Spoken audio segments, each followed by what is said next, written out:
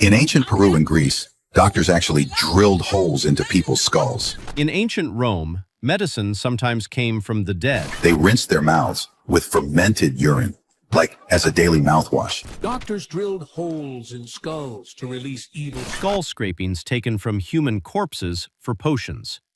Doctors blew tobacco smoke into drowning victims' bodies.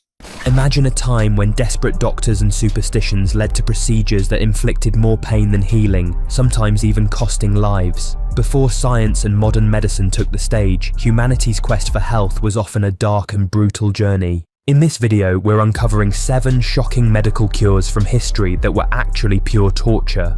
Buckle up, because the past isn't pretty, but it's fascinating. Let's get started. The invasive enema, a violation in the name of health. Let us imagine a time when liquids, sometimes just water, sometimes herbal or irritant concoctions, were forcibly inserted into the rectum, not as a consensual or controlled procedure, but as a brutal invasion of bodily autonomy. Ancient Egyptians, as early as 1550 BCE, practiced ritualistic enemas believed to purge impurities and disease. Their tools, reeds, animal bladders, crude metal tubes, were used without sterilization, and the process was often humiliating and painful. Across the globe, similar practices persisted. The Aztecs used enemas to deliver medications or for ritual purification, sometimes involving intoxicants. These invasive procedures caused cramps, internal injuries, and dangerous infections. The belief was that cleansing the bowels would restore health, but often they merely inflicted suffering and risked death. Heavy metals like mercury and lead, then regarded as remedies, added to the danger, poisoning patients slowly. Poisonous potions, remedies that killed more than they cured. In the pre-scientific era, heavy metals and toxic substances were standard treatments. Mercury compounds, used for syphilis and other ailments, slowly ravaged nerves and organs. Lead-based remedies, once commonplace, caused chronic poisoning. Opium and laudanum, widely used for pain relief, promised comfort, but often led to addiction and dependency. Even bizarre cures like applying python bile to open sores or gargling with crocodile dung reflected a misguided obsession with internal purity or spiritual cleansing. These substances, often sourced from exotic animals or dangerous minerals, were more poison than medicine. They masked symptoms temporarily, but could cause long-term, irreversible damage, sometimes fatal. The ancient catheter, an instrument of pain. One of the earliest invasive treatments was the insertion of a metal tube into the urethra to relieve urinary retention. Archaeological finds from Roman Pompeii reveal bronze catheters, rigid, unyielding tubes designed to invade the delicate urethra. The procedure, performed without anesthetics or lubrication, must have caused excruciating pain, tearing, bleeding, and risking infection. Greek physicians like Erasistratus used similar devices in 300 BCE, and later, Persian scholars like Avicenna sought more flexible options. Still, the core challenge remained, forcing a metal instrument into a sensitive internal passage, often with disastrous consequences. It was a necessary brutality, one that saved lives but inflicted immense suffering. Cauterization, burning away or burning alive. The ancient art of cauterization involved applying red-hot metal to flesh, an act that today would be considered torture. Egyptian papyri from 3000 BCE describe its use for stopping bleeding and treating tumors or hemorrhoids. Hippocrates advocated cautery for various ailments, believing the intense heat could destroy diseased tissue.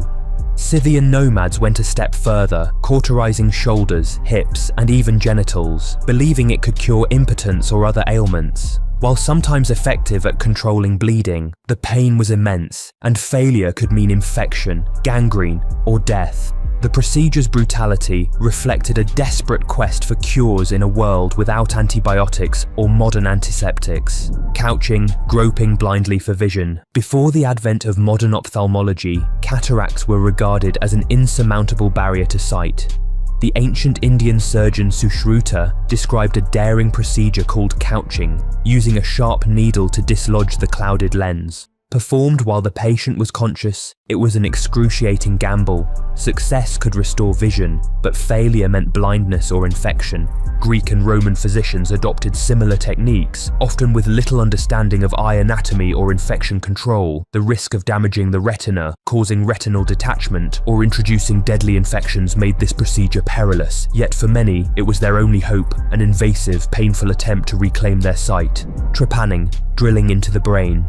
One of the oldest surgical practices, trepanning involved drilling or scraping holes into the skull, sometimes to treat head trauma, other times to release spirits or cure epilepsy. Archaeological discoveries reveal trepanned skulls from Neolithic Europe, the Andes, and Mesoamerica, some with remarkable survival rates over 80%. The process was slow and painstaking. Vibrations from the tools, the grinding noise, and the risk of fatal bleeding or infection. Despite its brutality, trepanning may have saved lives by relieving pressure or removing bone fragments. Still, it was a terrifying ordeal, inflicted on the living without anesthesia or sterile techniques. The nightmare of bladder stones removal. Among the most feared procedures was the removal of bladder stones, a condition causing agonizing pain. Ancient texts from India, Greece, and the Islamic world describe the procedure. A surgeon would make an incision in the perineum and then blindly manipulate tools to extract the stone. The pain was unimaginable. A full bladder, no anesthesia, just brutal force. The risks, hemorrhage, organ damage, infection, were nearly certain to be fatal in the pre-antibiotic era. Often, the patient was held down fully conscious, enduring the agony as the surgeon groped blindly for the stone. Reflection, pain as medicine in ancient times. These procedures, brutal as they were born out of necessity and limited understanding.